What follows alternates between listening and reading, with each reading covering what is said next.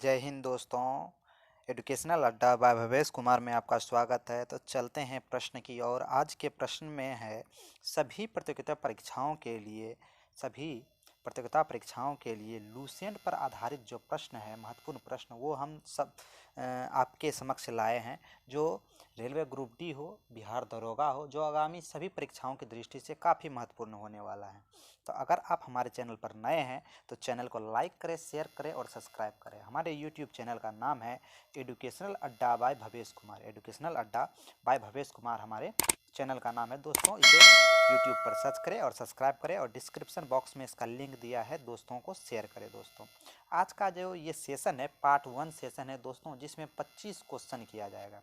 ये 25 क्वेश्चन जो आगामी एग्जाम आ रहे हैं उसमें आपको काफ़ी महत्वपूर्ण लाभ देंगे। ठीक है दोस्तों, अगर आप हमारे टेलीग्राम चैनल पर जुड़ना चाहते हैं तो हमारा टेलीग्राम जो चैनल है दोस्तों, वो रेलवे स्टडी अड्डा है। रेलवे स्टडी अड्डा है दोस्तों। तो चलते हैं प्रश्न की ओर। प्रश्न पहला क्या है दोस्तों, देखते हैं। पहला प्रश्न है, सिंधु घाटी सभ्यता के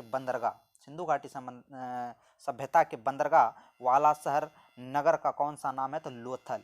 ये लोथल जो है दोस्तों, ये भोगवा नदी के किनारे है। किस नदी के किनारे? भोगवा नदी के किनारे ये लोथल बसा हुआ है। भोगवा नदी कहाँ पड़ता है ये दोस्तों? ये पड़ता है गुजरात में। कहाँ पड़ता है? गुजरात में पड़ता है दोस्तों। ठीक है, गुजरात में दोस्तों पड़ता है। चलते हैं अगले प्रश्न की ओर। अगला प्रश्न क्या है?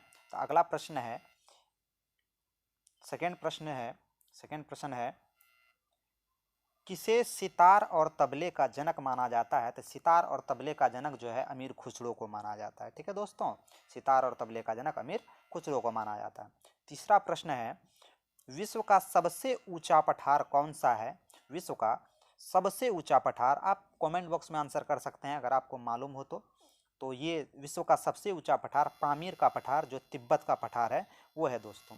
चलते हैं चौथे प्रश्न की ओर। चौथा प्रश्न क्या है? चौथा प्रश्न है, योजना आयोग के अध्यक्ष कौन होते हैं? तो योजना आयोग के जो अध्यक्ष होते हैं वो प्रधानमंत्री होते हैं, पीएम साहब होते हैं। ठीक है दोस्तों, योजना आयोग के अध्यक्ष प्रधानमंत्री होते हैं। योजना आयोग की अगर बात करें, ये योजना आयोग कब बना था? तो ये 1 जनवरी 2015 को योजना आयोग का नाम परिवर्तन होकर नीति आयोग बन गया। NITI, नीति आयोग। ठीक है दोस्तों, योजना आयोग परिवर्तन होकर नीति आयोग बन गया। योजना आयोग की स्थापना की बात करें तो ये 15 मार्च 1950 को 15 मार्च 1950 को ये बना था। योजना आयोग 15 मार्च 1950 को बना और योजना आयोग की जगह नीति आयोग 1 जनवरी 2015 को बना। दोस्तों, चलते हैं अगले प्रश्न की ओर। अगला प्रश्न है, वनस्पति घी का निर्माण कौन सी गैस से प्रयुक्त होता है? तो हाइड्रोजन गैस से वनस्पति घी का निर्माण होता है। हाइड्रोजन गैस से वनस्पति घी का निर्माण होता है। चलते हैं अगले प्रश्न की ओर, छठा प्रश्न की ओर। छठा प्रश्न क्या है? तो छठा प्रश्न है दोस्तों, छठा प्रश्न है क्या कि इंग्लिश चैनल पार करने वाला पहला भारतीय कौन था? तो इंग्लिश चैनल पार करने वाला पहला भारतीय मिहिर सेन था। कौन था? मिहिर सेन था दोस्तों। सातवां नंबर प्रश्न है दोस्तों, सातवां नंबर प्रश्न है, एक अश्वशक्ति कितने वाट के बराबर होता है? तो एक अश्वशक्ति यानी कि हॉर्स पावर, यानी कि क्या दोस्तों? Horse power. एक हॉर्स पावर बराबर 746 वाट होता है। कितना होता है? 746 वाट। क्या होता है दोस्तों? 746 वाट होता है। 746 वाट होता है दोस्तों। तो अगर आप वीडियो अच्छा लगे तो लाइक करें, शेयर करें और सब्सक्राइब करें। दोस्तों, चलते हैं 8वें प्रश्न की ओर। 8वां प्रश्न क्या है? पानी की बूंदों का गोल होने का कारण क्या है? तो ये पृष्ठ तनाव के कारण होता है। पानी की बूंद या वर्षा की बूंद गोल होता है पृष्ठ तनाव के कारण। ठीक है दोस्तों। 9वां नंबर प्रश्न चलते हैं। 9 नंबर प्रश्न क्या कह रहा है दोस्तों, देखते हैं। 9 नंबर जो प्रश्न है, 9 नंबर प्रश्न है, मानव निर्मित प्रथम रेशा कौन सा है? तो मानव निर्मित प्रथम रेशा नायलॉन है। मानव निर्मित प्रथम रेशा क्या है? नायलॉन है। ये न्यूयॉर्क का NY, लंदन का LON से बना है, नायलॉन। ठीक है दोस्तों। चलते हैं अगले प्रश्न की ओर। 10वां नंबर प्रश्न क्या है? 10वां नंबर प्रश्न है, स्पष्ट प्रतिध्वनि सुनने के लिए श्रोता और परावर्तक के बीच कितनी दूरी होनी चाहिए, तो ये कम से कम 17 मीटर होनी चाहिए या 16.9 मीटर होनी चाहिए। ठीक है दोस्तों, 17 मीटर या 16.9 मीटर होने चाहिए। 11वां नंबर प्रश्न चलते हैं। 11वां नंबर प्रश्न है, किस माध्यम में प्रकाश की चाल सर्वाधिक होती है, तो निर्वात में जो प्रकाश की चाल होती है वह सर्वाधिक होती है। प्रकाश की चाल की बात करें तो 3 गुने 10⁸ मीटर पर सेकेंड होती है। ठीक है दोस्तों, मीटर पर सेकेंड होती है। चलते हैं अगले प्रश्न की ओर। 12वां नंबर प्रश्न क्या कह रहा है? 12वां नंबर प्रश्न है, किस रंग का प्रकाश का प्रकीर्णन सबसे अधिक होता है, तो बैगनी रंग का प्रकाश का प्रकीर्णन सबसे अधिक होता है। लाल रंग की बात करें तो लाल रंग का जो तरंगदैर्घ्य होता है वह सबसे अधिक होता है। लाल रंग का तरंगदैर्घ्य जो है वह सबसे अधिक होगा दोस्तों। ठीक है, प्रकीर्णन की बात करें तो लाल रंग का प्रकीर्णन सबसे कम होता है दोस्तों। चलते हैं अगले प्रश्न की ओर। 13वां नंबर प्रश्न क्या है, तो 13वां नंबर प्रश्न है दोस्तों, वाहनों की हेडलाइट पर किस दर्पण का उपयोग किया जाता है, तो वाहनों की हेडलाइट पर अवतल दर्पण। ध्यान रखना, यहाँ हेडलाइट की बात कर रहा है दोस्तों, हेडलाइट पर अवतल दर्पण। वहीं पूछेगा साइड मिरर के रूप में, साइड मिरर के रूप में अगर पूछे, साइड मिरर के रूप में, तो उत्तल दर्पण हो जाएगा। कौन सा दर्पण हो जाएगा दोस्तों? उत्तल दर्पण हो जाएगा। अगला प्रश्न की ओर चलते हैं। 14वां नंबर प्रश्न क्या कह रहा है? 14वां नंबर प्रश्न है दोस्तों, 14वां नंबर प्रश्न है कि आकाश में तारे टिमटिमाते हैं क्यों दिखाई देते हैं? आकाश में तारे टिमटिमाते हुए क्यों दिखाई देते हैं? तो प्रकाश के अपवर्तन के कारण। किसके कारण दोस्तों? प्रकाश के अपवर्तन के कारण हमें आकाश में तारे टिमटिमाते हुए प्रतीत होते हैं। 15वां नंबर प्रश्न है कि प्राथमिक रंग किसे कहा जाता है, तो प्राथमिक रंग लाल, हरा और नीला है। प्राथमिक रंग कौन सा है दोस्तों? लाल, हरा और नीला है। चलते हैं 16वां नंबर प्रश्न की ओर। 16वां नंबर प्रश्न क्या है दोस्तों? 16वां नंबर प्रश्न है, वायुयान के टायरों में कौन सी गैस भरी जाती है, तो वह है हीलियम। वायुयान के टायरों में कौन सी गैस भरी जाती है? हीलियम। हीलियम एक कैसी गैस है, तो अक्रिय गैस है दोस्तों। हीलियम एक कैसी गैस है, तो अक्रियाशील गैस है, अक्रिय गैस है दोस्तों। ठीक है, अक्रिय गैस है हीलियम। चलते हैं अगले प्रश्न की ओर। 17वां नंबर प्रश्न क्या कह रहा है?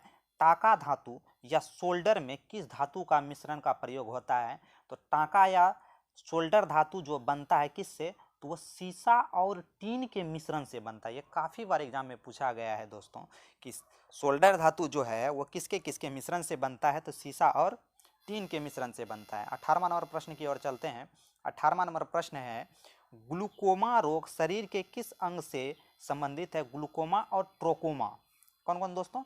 ग्लूकोमा और ट्रोकोमा भी कहे, ट्रोकोमा, ग्लूकोमा और ट्रोकोमा भी कहे, ग्लूकोमा और ट्रोकोमा भी कहे, तो ये किससे संबंधित है? आँखों से संबंधित है। किससे संबंधित है दोस्तों?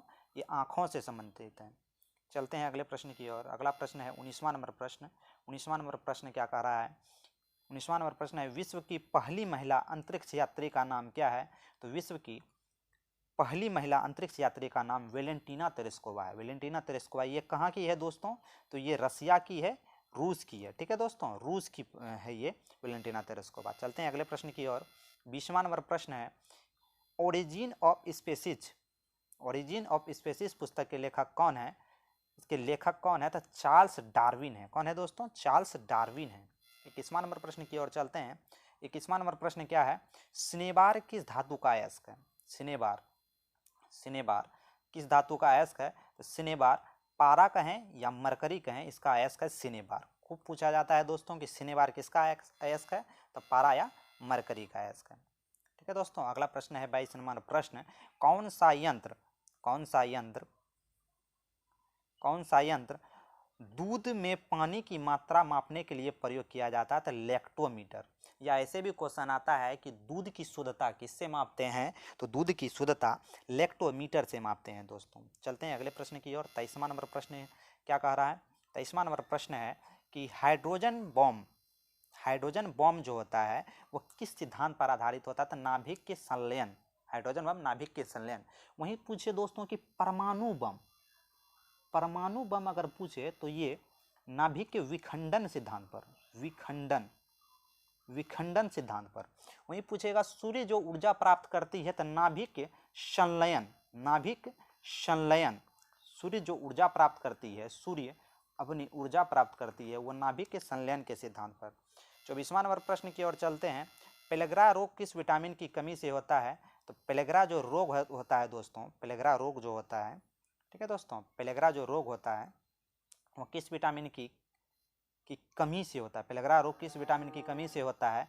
तो पेलेग्रा रोग विटामिन B3 की कमी से पेलेग्रा रोग होता है। ठीक है दोस्तों, विटामिन B3 का अगर रासायनिक नाम पूछे तो विटामिन B3 का रासायनिक नाम है नियासिन। क्या है दोस्तों?